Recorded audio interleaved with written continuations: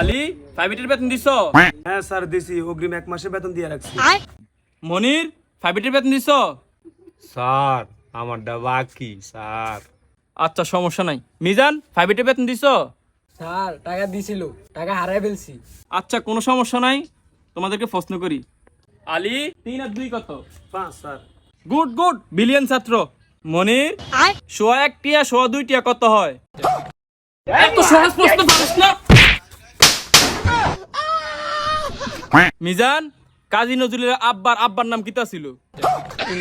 Sir এটা তো আপনি পড়ানো। কি কাজ তো হারাই না, বইয়ের মধ্যে লেখা আছে না, তুই হটতে পারছ না। ওরই তো প্রশ্ন উত্তর দিতে পারছ। বেয়াত তো ফুলাই মনে তো। আলী বই বানান করো।